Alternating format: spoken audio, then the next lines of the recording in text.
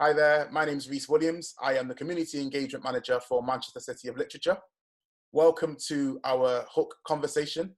And for this edition, we are exploring the work of Anthony Burgess's Earthly Powers.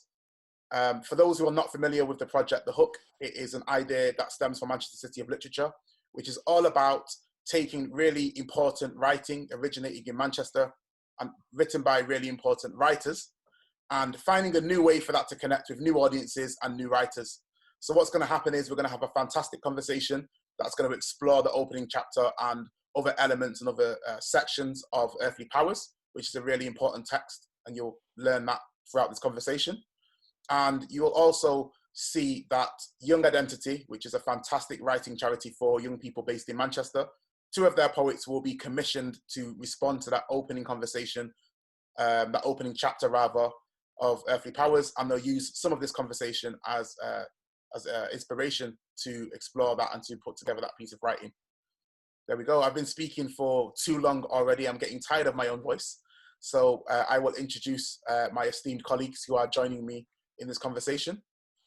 We've got Andrew Biswell, and he'll introduce himself in a minute. We also have Rachel Mann, and we also have Michael Schmidt. Andrew will be chairing the conversation after everybody's introduced themselves. Andrew is the biographer of Anthony Burgess, and he works over at the International Anthony Burgess Foundation. But again, I'm sure you'll learn more about him as the conversation progresses. But yeah, I'm going to hand over to Andrew to introduce himself, then to Rachel, and then to Michael in that order. Thank you, Rhys. I'm Andrew Biswell. I'm Professor of English at Manchester Metropolitan University. I'm also the Director of the Anthony Burgess Foundation. And as Rhys has mentioned, many years ago, I wrote a biography of Anthony Burgess. My current project is the complete works, the Irwell edition of the works of Anthony Burgess, which Manchester University Press are publishing.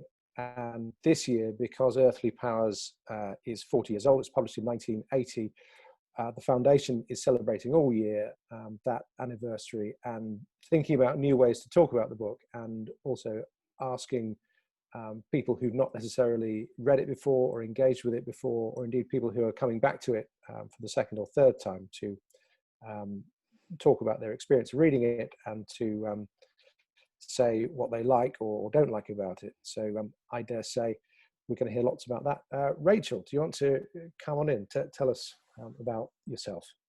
Hello, I'm Rachel Mann. I'm a Church of England parish priest. I'm a poet and a theologian, and I'm visiting teaching fellow in the Manchester Writing School at Man Met. I'm currently just looking at the proofs of a new book of theology about precariousness. Seems timely given the coronavirus, and it's really interesting to be thinking about this book right now, Earthly Powers, for me, because partly it's themes of religion, faith and sex, because I lost my head a couple of years back and wrote a novel which explores some similar themes, The Gospel of Eve, and that's due out in hardback this autumn. So that's a little bit about me. Excellent. And Michael, tell us about yourself. Well, I publish Anthony Burgess's essays. I publish Anthony Burgess's poems at Carcanet Press. We're doing a big collected poems quite soon. And we published him since you came on the scene, Andrew. You sort of introduced his poetry to me. It was an area of his work I didn't know.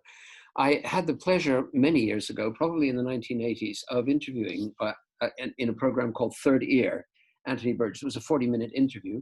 And we had a raucous time. He was he loved to talk, and he loved to be prodded. And so it was a really fun interview. And you, Andrew, rediscovered the interview and sent it to me, so I was able to hear my young self engaging with this astonishing writer.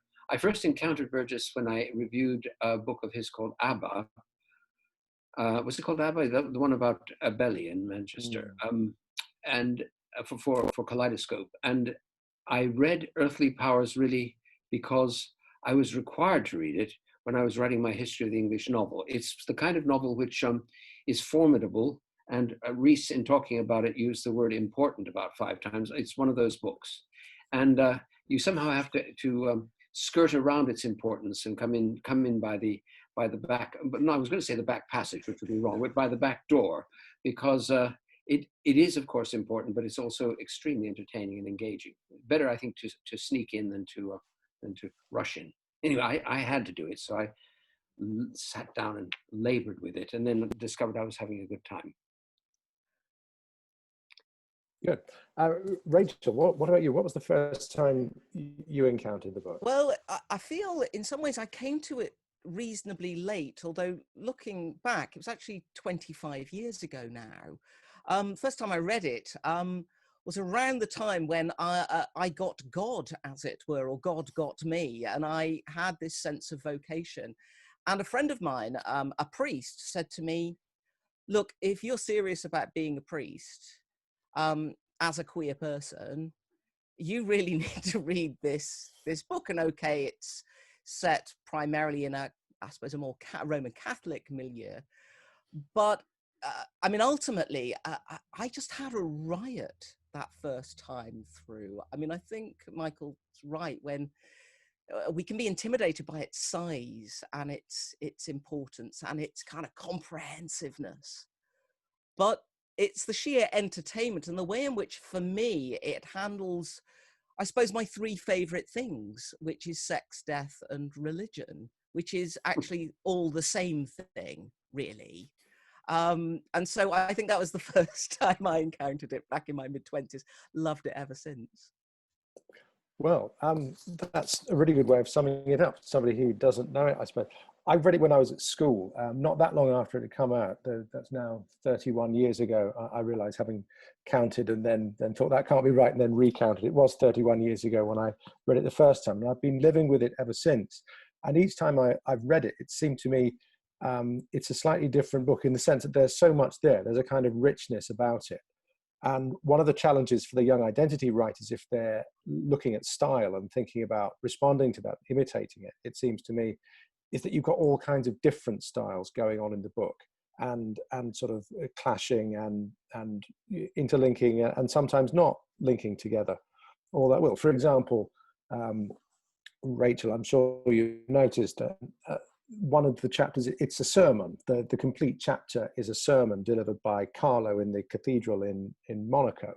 And elsewhere, you've got the history, when they go into the death camps at the end of the Second World War, when the camps are, as it were, liberated. The discovery of what the Nazis have been doing forms another kind of micro narrative within the structure of this book. So I think one of the difficulties of talking about it is that there's so much going on there. It can be quite difficult to see where the center is. I mean, is that something that you struggled with, Michael, when you were reading it? Obviously, it's a very big story. It takes place over the course of the 20th century. There's a lot of activity, and it happens in many different countries, different continents, and so forth. But there is a question here, which is, how would you sum up the book, as Rachel has done, maybe to somebody who didn't know it, who was about to read it for the first time? What should they look out for? I think it's a kind of book that isn't really a single book. You were talking about the variety of styles and so on. I can imagine that it was written almost like a string of essays rather than like a single work. Each chapter is, in a sense, explores a different genre, a different style, and in some cases, a different voice. And therefore, for somebody like me who love literature and pastiche and so on, it does all sorts of things that amuse me greatly. And it is a book that you can in fact dip into, which is odd because I haven't reread it since I read it for when I was writing my history of the novel. But reading the portions that you pointed us in the direction of, Andrew, for this talk, I was surprised at how freestanding they were. And I don't know how he composed the book, but I can imagine that he composed it with a great deal of satisfaction, almost the way a poet would compose another poem and then string them all together into a collection and call it, The Wasteland or whatever. It seems to me a wonderfully diverse book. I think with younger readers or younger writers coming to it, the immense learning of the book, the immense learning of the writer, and I mean learning in the best, most positive sense. It's not a dogged, burning candle at both ends kind of learning. It's somebody who has loved literature really, really deeply. it comes to write it. And I think a lot of younger writers don't have that same love of reading. They have a desire to write. And I hope this book will infect them with a desire to understand the effects that he's achieving, and then maybe explore where they come from. Can I come in on that, Andrew, at all? I mean, just to Sure, say, yeah, please do. I think one of the things that excites me in the novel, and particularly addressing this thing that Michael raises about younger readers, is this willingness to be absolutely playful. And clearly, you know, we're living through extraordinary times politically, and there's all sorts of talk about, you know, what is truth, which of course is one of the great biblical questions, and about fake facts and alternative histories. And I think one of the things that's truly delicious about this novel is it's fakery, actually. There's a sort of unreliableness to it. The way in which Burgess is simply playing, and at various times indicates that actually he's kind of glossing his story, he's making it up. To be perhaps over pious about this, it does remind me of that thing which they say about St. John's Gospel, you know, none of it happened, but it's all true. And there's something really wonderful about this, which I think in terms of, from a young writer's perspective and a younger reader's perspective, is Burgess's capacity to hold fact and to hold this vast corpus of knowledge and yet play with it and still speak a whole variety of truths is extraordinary. There's a lot there. I think that you've both brought up the playfulness and those qualities of it. The line from John's Gospel. I think Toomey says something quite close to that when he's reporting conversations, and he says, "This isn't really what was said, but broadly it's the truth of what was said," or something like this happens, and I'm reconstructing. This is what I do. He's a novelist, and he says his trade is to lie for a living, and yet out of the construction of those stories or maybe myths, he says that there can be a kind of truth behind that. Your point, Michael, about the way the book is constructed in an almost episodic way, I think is related to the length of time he spent. I mean, Burgess, who had written novels in 3 weeks, some of his short novels, he sort of knocked them off, chapter a day, and then given them a polish, and then they were sort of off to the publisher. This is the only book he spent 10 years over, from when he began it to finishing up in 1980. And maybe that shows in the sense that it is thought through, but he's given himself a big structure, the story of the Pope and the canonization and the miracle, and everything kind of hangs on that in a way. But within that, there's still room to improvise. So, for example, when he was talking about how he'd written the book, he said he knew at some point somebody had to write an opera, and he didn't know what the opera was about. And it was added almost at the last minute. He received a book for review from the Times Literary Supplement about St. Nicholas. And suddenly he saw that would clarify the theme of the novel. So the St. Nicholas opera, which is there, was added right at the last minute. He'd just left a kind of blank, you know, opera goes here, or something to that effect. And that's one of the things I like about it, is despite what I've said about it being planned very carefully, there is a sort of playful, improvised quality to it, especially on the level of individual sentences and the dialogues. And I think he polished it very carefully over that 10-year period, moving around a lot, taking it from place to place, the manuscript, and sort of sticking the bits together that way. I'm sort of worried, though, Andrew, about and Rachel, about this issue of truth. I mean, because there's a lot of deliberate falsehood in the novel, where he is writing out of history, but not, as it were, out of fact. And there is, in my mind, a slight question of whether he has forgotten things, or whether he is actually, deliberately falsifying? In other words, is he inventing to fill a gap in his memory, or is he destroying something factual? There's a wonderful poem by Borges, the Argentinian Burgess, it's almost the same name, isn't it? In which he talks about forgetting Latin. And he says, forgetting Latin is part of your knowledge of Latin. It's part of your understanding of the language. Part of your experience of a language is forgetting it. I think part of your experience of history is forgetting it too. And I just wonder, if you are a young reader coming at the book and you don't have that much history, that nuanced sense of history, is it going to tell you lies? I guess that's one for Rachel. She's a theologian here. Well, I'm not sure. I just want to check with Andrew how comfortably he is about allowing us down this route, really, or whether we're in danger of going down a rabbit hole that we'll never get out of. Let's have a go. Let's see where it takes us. Well, I suppose I may be a theologian, Michael, but I'm not a moral theologian. So I'm not quite so concerned about. You're an immoral theologian. Pretty much. I suppose for me, it's not so much about lies; it's about fictions, and I think that we see this on the very first page of the novel where he draws attention to his fictionalization. It's that thing, the famous opening sentence.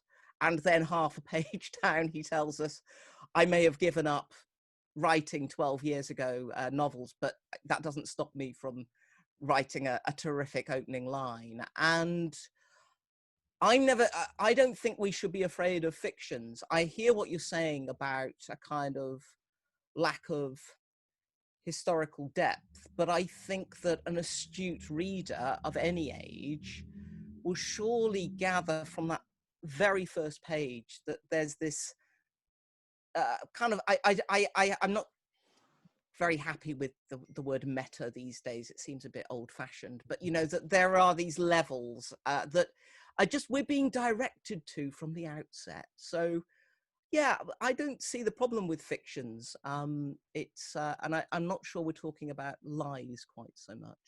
I guess he's an untrustworthy narrator from the outset, isn't he? So we don't have to trust him. Sorry, Andrew. This is it. And I think the book does signal that. And one of the writers who stands behind it is Ford Madox Ford. And I think it's a novel that comes out of Burgess's experience of reading Ford's novel, The Good Soldier, with its unreliable narration. So in a sense, he's trying to mimic that. I think on the question of history, what he's doing is writing into gaps which are conveniently there. For example, the Nobel Prize winner, Jakob Strechler, the character in the novel, he wins the Nobel Prize in 1935. And if you look it up, no prize was awarded then. So it's an available slot. Also, when they're talking German, the German is all over the place. Burgess's German was actually quite good, but Toomey, the narrator, his German is terrible. So it's got littered with errors. He often gets genders and cases wrong. He sort of misgenders himself or misgenders the German that he's speaking. And that's something that Burgess worked quite hard at to make sure that the German, to anyone who could read German, would be signaling that there was something adrift with it. Towards the end, Toomey is writing his memoirs, and in a sense, the book we're reading is his confession, his confabulation, and he does say something about the constructedness of autobiography in particular. And in the context of the book, he's trying to get his lies in first, or his version of the truth, because there's a biographer, his former secretary, who's about to write a biography of him. So he needs to put down this false trail, or to present his version of himself, because he knows that other versions are going to follow. So I think in that sense, it's a book that reflects on how the self is constructed. I mean, there are bigger histories that the book plays with, but there's also a question of how you view your own life, how memory works, and how you represent that life in a way that's nevertheless, I suppose, coherent and so forth. I wanted to ask you both actually whether there were any particular episodes which stick in your memory. We've touched on some of them, but it's a big book to hold in your head all at once. But to you as readers, what seem to be the key or important moments, the set pieces and so forth? That's a good question. I'm not sure. I'm currently working my way through it again. I mean, I'm about the first third of the way through. And of course, I've also looked at the passages which we were invited to look at. I mean, I just want to comment on this, that I had completely lost the short story that Toomey doesn't publish, the account of the creation myth in Genesis, that the sort of overwritten rewrite of Genesis, and it's a great treasure to go back to that. It's so hilariously bad and yet brilliant. I mean, because, for example, I may not be a great biblical Hebrew scholar, but I know that when he's talking, the terms that he uses for Eve in that, which is Hawa, is absolutely spot on biblical Hebrew. And the term which he uses for the original male lover created for Adam means blessing. And it's just a reminder of that gift that Burgess has for precise detail, and yet he's writing this kind of overheated account of the story in Genesis 2, and I mean, it just absolutely hit me like a ton of bricks reading through. And of course, the transformation of the male lover into Eve. I mean, as a trans person, reading that through a trans scope is really fascinating. And it's something which I guess, given all of the debates, which I really don't want to get into about trans people at the moment, it suddenly leapt out at me as really striking. And I just, to go back to Michael's point about this sort of, these series of set pieces almost, as a set piece where this is someone, in a sense, attempting to embrace his homosexuality and toying with a kind of public self-expose, and yet doesn't publish it. The layers in it, the handling of it is wonderful. It's wonderfully absurd and comic, and yet brilliantly skilled. Michael, what did you think? This is chapter 29. The story is called A Way Back to Eden. And this is Toomey's, I think, quite early attempt to write this this curious, as Rachel says, the rewriting of the Book of Genesis, or part of it. Well, in rereading it for this discussion, what troubled me about the novel was there are no points of repose in it, if you know what I mean. The mind of the creator of the novel is continually engaged in literary and linguistic shenanigans. When you read a difficult novel like one of Henry James's novels, you know, there's a lot going on, and then suddenly you have an astonishing description of the Charles River or something like that, where you can tell that the author has effaced himself. And one of Ford Madox Ford's most famous statements was, "If we can keep ourselves out of it, we may be able to tell the truth of a place and a time."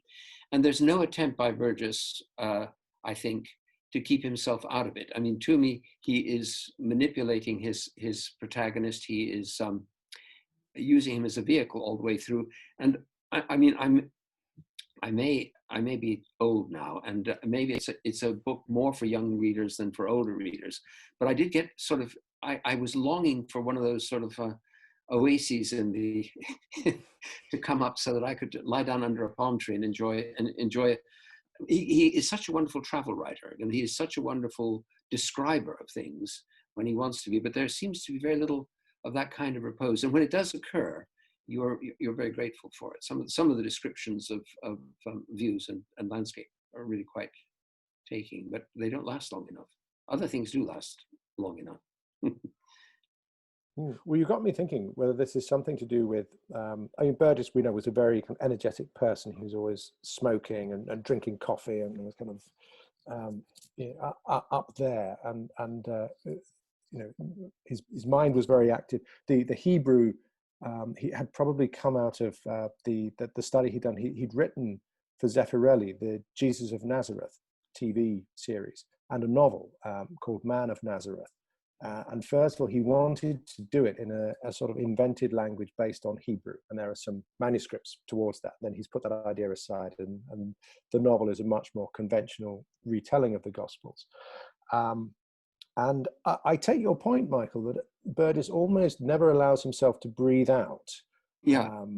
And to sort of have a rest between set pieces. I think that there is something, one of the qualities of this novel, it's like watching a speeded up film.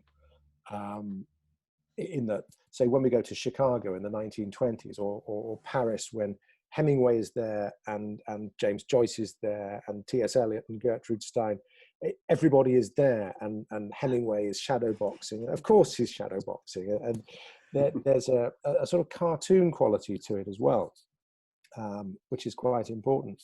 I wonder what you make of the bigger story that stands behind those stories, the interaction between Carlo, he's almost Toomey's shadow or double. Carlo is the priest who becomes a Monsignor Cardinal, eventually becomes the Pope. And he's a person of great faith and belief, whereas Kenneth Toomey, who's the narrator, the central character in many ways, he's a rationalist. He doesn't believe in, he's not quite sure what he believes in, but he doesn't believe in miracles. And part of the story is his coming to an awareness that as he sees it, there's this thing called evil that he's always been denying, I suppose. And finally, he's forced to confront it through the terrible things that happen with the cult towards the end of the book. I won't say exactly what that is, but there's a number of appalling things that happen, which finally, if I'm reading it correctly, persuade him that there is more to the universe in terms of good and evil than he's given it credit for. He's begun the novel after his decision to leave the church as a sort of rationalist, I think. Rachel, what do you make of this? And also, what did you make of it the first time you read it, given where you were in your particular journey? Goodness me. I mean, I want to locate so much of what's going on in terms of the characters as a wrestling in the in-between. Now, I'm not talking here about a kind of, I don't know, the sort of Graham Greene Catholic novel stuff, or even the sort of John le Carré, this is the world as grubby, the world as compromise. There is a sense in which the characters are operating between some big binaries. And I don't know if this might speak into something about Michael saying this maybe is a younger person's novel, because there's some big ideas going on in here, which often don't feel quite so grounded.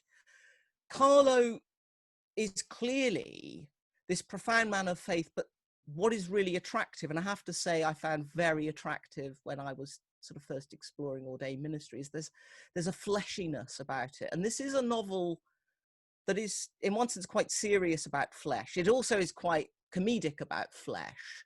Thus all the sort of, there's all sorts of playful sexuality on show. But there is a fleshiness about Carlo, but there is a line around celibacy. And that becomes this prism, I think, through which he forgive me, my phone's going, sublimates and becomes this extraordinary figure, I mean, on the verge of sainthood. Whereas Toomey's compromise, I mean, we see this located right at the very start. There's all this talk about faith, and don't talk to me about faith or being faithless. The line of the body through which Toomey is exploring, I think that he has to come to a whole set of compromises with himself, where that rationalism ultimately does become settled into a willingness to sit with the messiness of Anglicanism, which, you know, at the very end, we see this sort of sense in which he's found his place in Kent with a rector of the Church of England. And so this tension that's operated through the line of the flesh is one which I think they are both negotiating. It's a really powerful relationship, but it's also one which, reflecting on it now, I'm having just recently read The End of the Affair. I'm thinking by Green. I'm just thinking, do I prefer those inner wranglings that the characters show to what seems to be much more about display between Toomey and Carlo? And forgive me, I did get distracted because my phone went off. So I thought it was the bishop. I thought you'd said something untoward, and they were ringing up. I'll turn it off.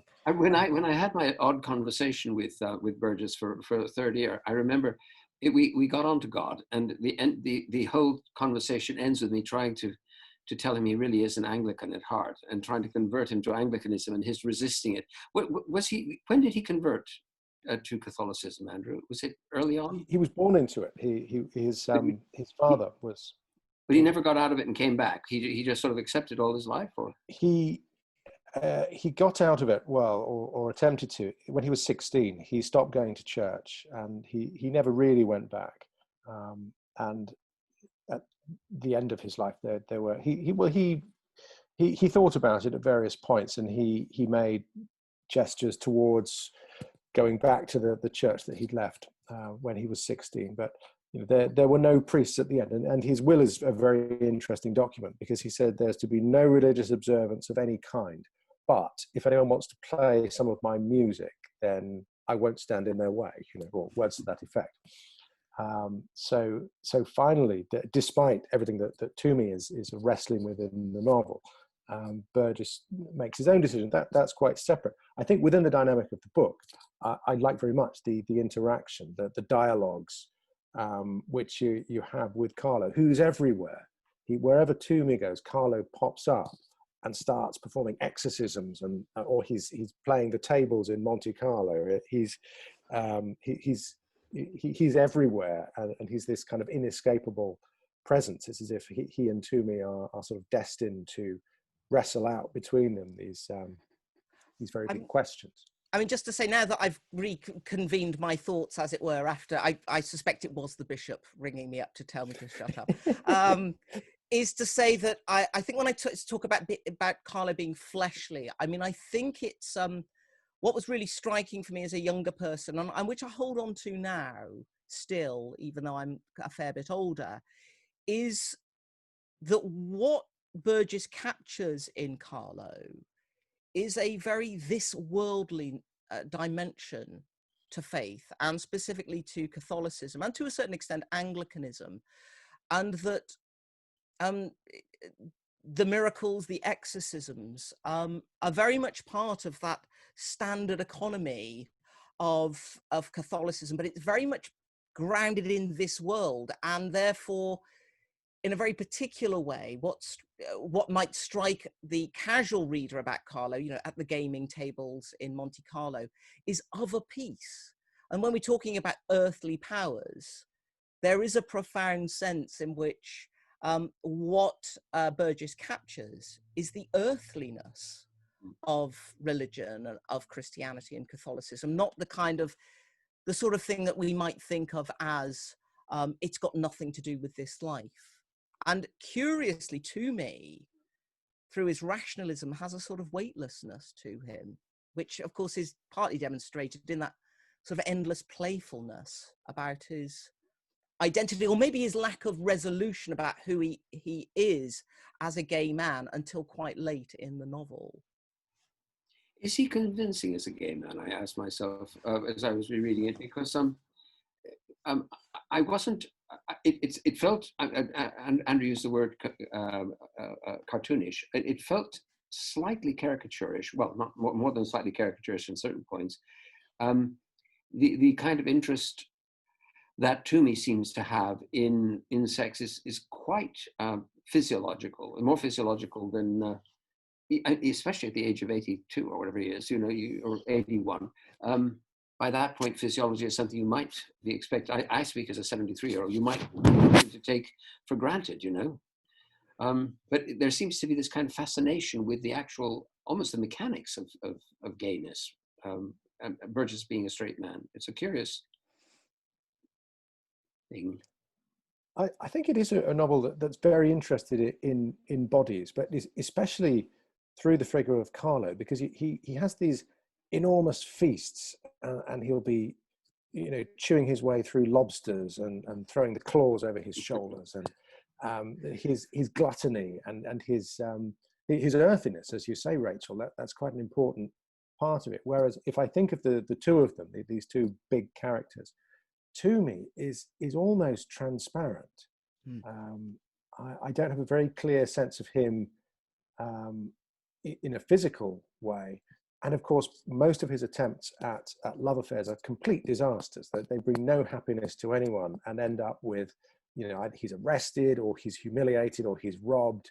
And the only person he falls in love with in Malaya then dies. And it's not a sexual relationship either. There's this kind of oddly platonic friendship he forms with the doctor in Malaya, who is then the subject of the magic which Carlo needs to sort of exercise, and he dies. I'm spoiling it for the benefit of anyone who's sorry, but yes, I think the physical body is important to the novel, and maybe that's as important as the other ideas which are in play. I mean, Carlo writes a work of theology, and he can't publish it, but he wants Toomey to publish it under his own name, which then happens, and so forth. Michael, you were saying something earlier about Joyce, who is quite a physical writer in all sorts of ways, and James Joyce is Burgess's big sort of hero when he's starting out as a writer. But if I'm remembering rightly, you thought this wasn't much like reading Joyce, and can you tell us more about that? Well, when you read Ulysses or you read Finnegan's Wake, you have a very, very peculiar experience. When you read Ulysses is more like this, obviously, than Finnegan's Wake. But you have this wonderful sense that Joyce is in love with language, and with all the things that language can do, and with all the origins and all the etymologies and so on. And obviously Burgess has the same interest, but with Burgess, there's much more an interest in literature, not in genre, but in specific texts of literature. And this, it seems to me very, very much as though when you read Joyce, you're approaching, you go very, very deep into language and its relationship to the human body and to the world. But with Burgess, the further you go, the more you see him engage with literature.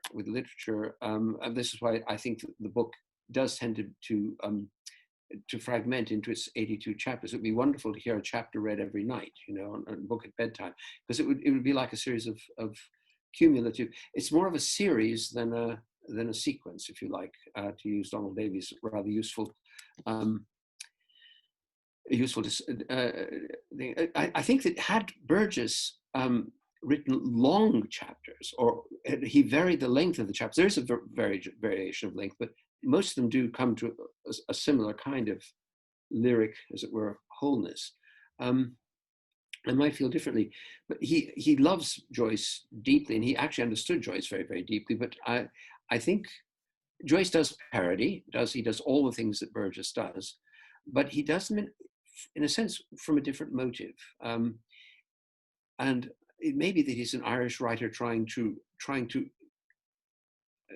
make English into a language that can address, you know, the Tundish, and can address and can contain his otherness of experience, whereas Burgess is quite at home in English. I'm not sure what it is, but I feel there's a difference in specific gravity, that there is something extremely elemental about Joyce, and there's something not nearly so elemental about Burgess. Burgess is, in a sense, Joyce is a journalist, if you like, and a very fine journalist.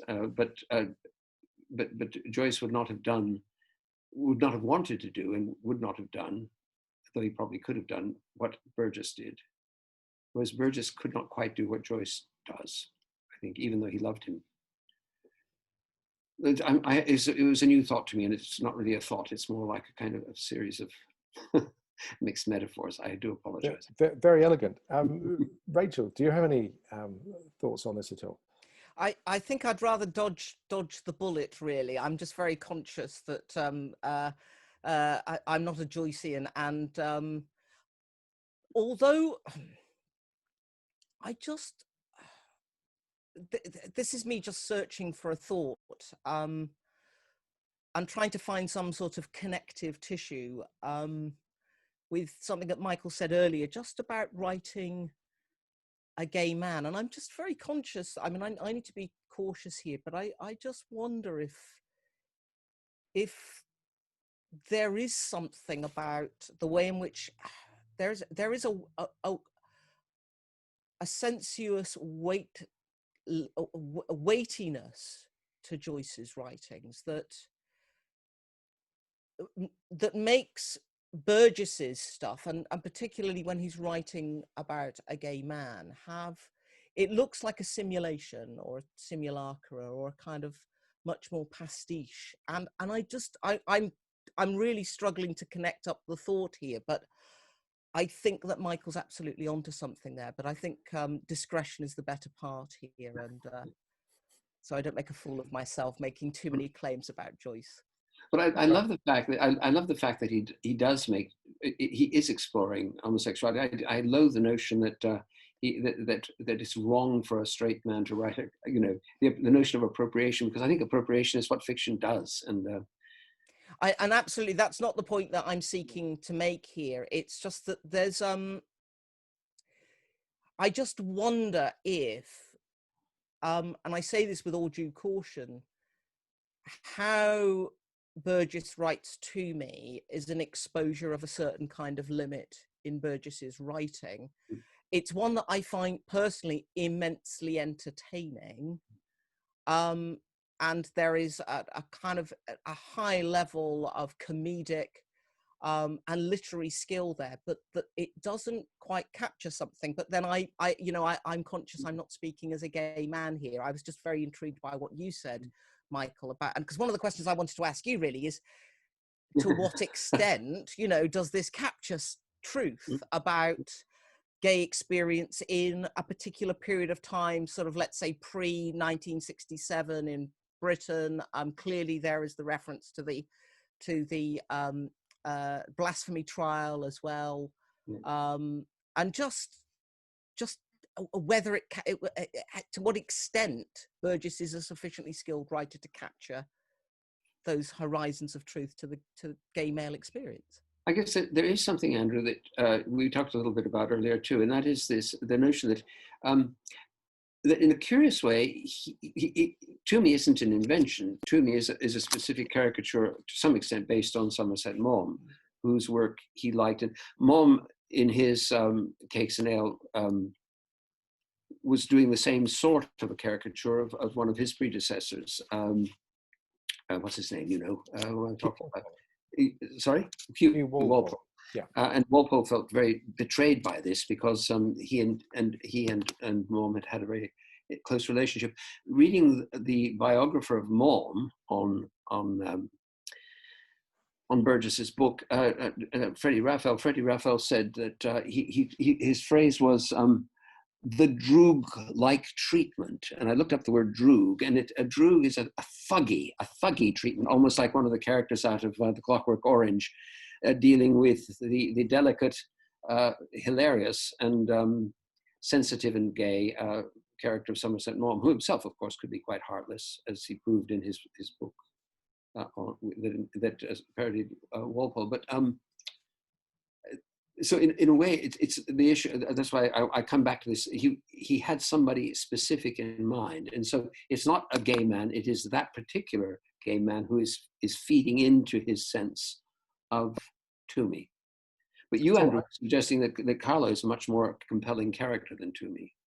Maybe so, though. I mean, I'm glad you mentioned Somerset Maugham, because I think he's important to Burgess's idea of him is of somebody very wealthy. He was, I think, one of the most popular novelists of his day. He died in 1965, and he was about 95, I think, at that time. But certainly when Burgess was growing up, Maugham was, you know, he was a best-selling novelist. He was also a playwright, and he wrote films in Hollywood, and he was kind of everywhere. I mean, I don't know that he's much read now, and he's certainly, as far as I know, not widely taught or studied. But part of the, I suppose, the interest for Burgess is to have Toomey, who is, you know, semi-related to Somerset Maugham in the novel, doing the thing that Maugham never did, and to come out in public. It was only after Maugham's death that his nephew, Robin, outed him through a biography called Out of the Shadows, which tells you, you know, exactly what it sets out to do. And this is the other thing I wanted us to mention, is the trial, where it's a blasphemy trial where Toomey gives evidence based on a real case that Burgess knew about, though he wasn't in court on that occasion.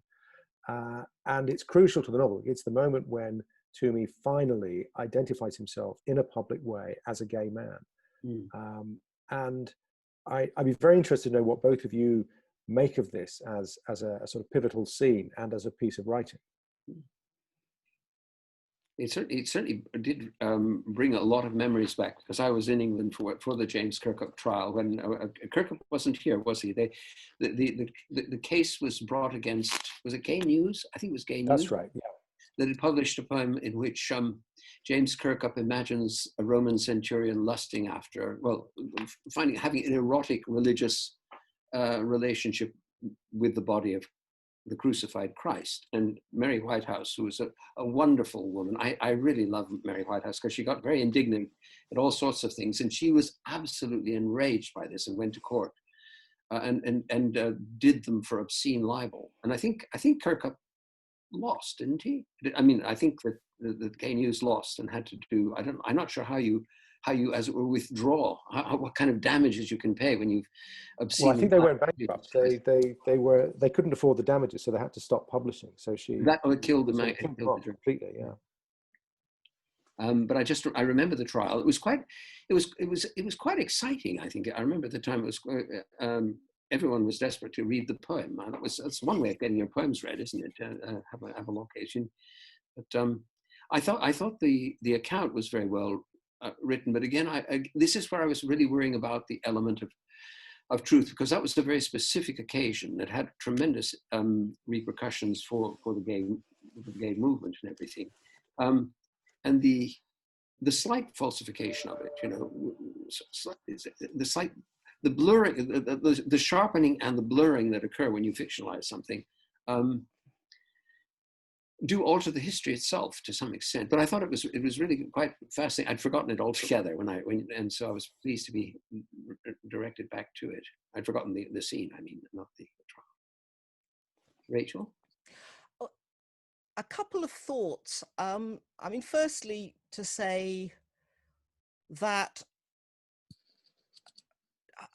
I'm struggling for words. This is a signal of my tiredness.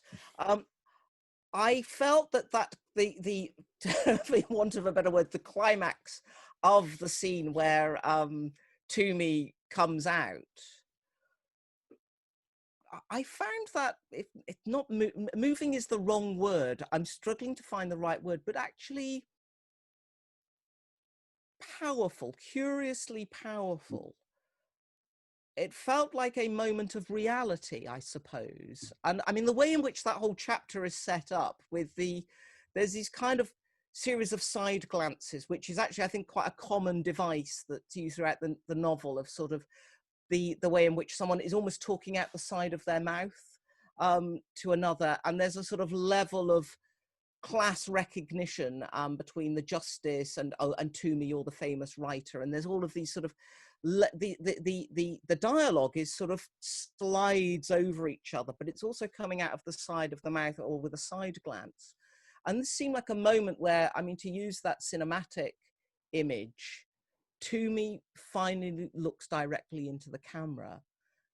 And it is a moment of sincerity, and therefore I found it quite weighty. I mean, I'm personally quite suspicious about sincerity, certainly in terms of poetics. I think it's an absolute killer often, but that moment that it breaks a particular kind of fourth wall, I suppose, again, just to try and run with the cinematic metaphor. I mean, to place it in the context of social history, I mean, it's worth saying that the Kirk poem was read publicly in 2002 on the steps of St. Martin's in the Field to a widespread indifference. And I mean, I think Kirk acknowledges it's not a great piece of work anyway, and that it was making a particular kind of point in a particular kind of context. And so I suppose what I'm saying is that one of the things that's worth saying is just how much of a period piece that particular scene feels now, certainly in the UK context, but how in terms of the religious axis between blasphemy and playfulness, or pushing the kind of the area of religious camp, which is very much part of Anglo-Catholicism and Catholicism, that's almost kind of the context has gone now. And I think that was reflected when the actual Kirk poem was read on the steps of St. Martin's in the Field, and nobody really gave a damn. Extraordinary. May I tell a tiny anecdote here, which doesn't relate directly to our discussion, but one of our authors at Carcanet, Aldo Busey, was arrested when he came to London because he propositioned a policeman, which wasn't apparently done in those days. And he was then taken to trial. Gay Times had an interesting interview with him and so on. And anyway, at the end of there was some plea bargaining done, and at the end of the trial, the judge let him off. And the judge was obviously similarly disposed sexually to Aldo Busey, and he said, "Well, Mr. Busey, I would like to give you an unconditional discharge, but I'll have to bind you over to keep the peace." All the language of the law suddenly became sexualized. It was a wonderful moment. Mrs. Whitehouse would not have enjoyed it. Well, I think Burgess was secretly hoping that, maybe not very secretly, that this book would run into that kind of trouble, perhaps for the rewriting of the Book of Genesis, but also for its commentary on this poem, which had been suppressed in, I think, 1977. So while he was writing it, and part of his disappointment was that this book and the Abba Abba novel that Michael mentioned earlier. He was quite hoping that he might be in the dock for blasphemy or obscenity, and unfortunately such was his readership, or so small was his readership, that these things didn't happen. I think he'd have enjoyed the fight and the opportunity to have his day in court, but alas, that's not yet come. There was one other question I wanted to ask both of you. I realized that we've been talking for some time, and time is finite. I wanted to ask, if you were asked to recommend another novel or a poetry collection to a reader who'd enjoyed Earthly Powers, what would it be? I mean, is this a book that potentially opens avenues to other, maybe later books, or other books that are connected in terms of theme or style or something else? So any thoughts about that at all? Michael?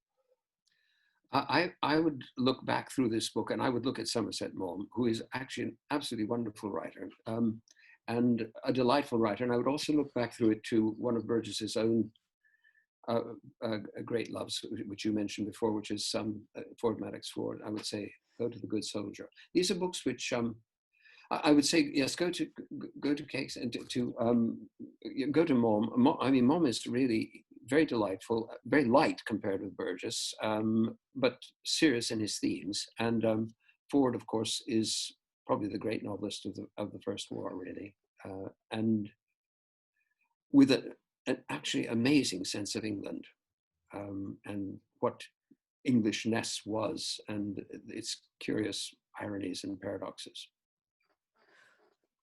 I'm slightly annoyed that Michael grabbed Ford Maddox Ford, because I was going to suggest The Good Soldier, which I just think is extraordinary. I mean, I'm a great fan of Parade's End, the sequence as well, but The Good Soldier is an extraordinary offering. But I'm going to look forward. And I think that rather than looking back through the novel, I'm thinking about one of the trajectories that a reader might look at. And I'd commend a novel which is perhaps not terribly well known by Michael Arditi, called Easter. And that, unlike Burgess's novel, which of course takes place across a whole century, Arditi's novel takes place across 1 week. In a church in London during Holy Week. But the thematics about the wrestling between religion, sex, and death, and their kind of possibilities, is so deeply embedded in Arditi's novel. And it is one of those novels which absolutely haunts me. And in one sense, it takes some of the things which Burgess would have loved to have certainly attempted to do with the short story in Earthly Powers. You mentioned Abba Abba. Arditi takes some of that and creates this, I think, really sophisticated but incredibly accessible novel, and explores those themes in a really grounded way.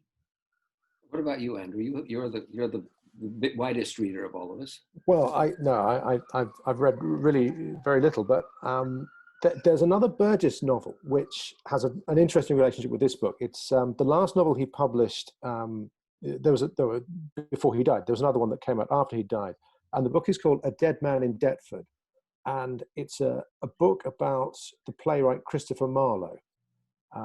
And nobody's really sure about the facts of Marlowe's life, but Burgess had a theory, and he represents Marlowe as somebody who is both gay and completely unapologetic about his gayness, unlike Toomey in this book. And there's a kind of joyfulness about that novel. It's also written in a kind of parody of Elizabethan English, which is part of the fun. And it's not supposed to be a comic novel necessarily. You know, he's murdered at the end, but the joy keeps sort of bursting out. And for anyone who's enjoyed this novel, or who won't read it because it's too long or intimidating, I think A Dead Man in Deptford is it's another aspect of Burgess's, great sort of copiousness and variety and so forth. Well, we better wind up there, but I mean, thank you. Before we wind up, can I just make one point? Of course. I couldn't read the book at all in its vintage edition, and your colleague Will sent me this edition, this huge edition, where you actually have pages you can actually read the type on. And I'm very, very excited by your new edition of Burgess that's coming out from Manchester University Press that looks extremely readable and elegant. And I recommend any young reader not to spoil their eyes with the vintage edition, but to get a good, clear edition. Reading big books in small type is agony, especially as you get older, but even when you're young. I couldn't agree more, and that's an excellent point. Thank you, Michael, and thank you, Rachel, and thank you, Rhys, for organising this. Thanks, guys, so much for being on this call with us. And again, for anyone who's watching this video, we will make extracts available for you for the chapters in particular that we were mentioning. But do get in touch with us if you'd like to get a copy of the book, if you'd like to find out more and engage with that, and look out for some worksheets that will be coming alongside the commissioned work that will be produced by young entity poets and writers.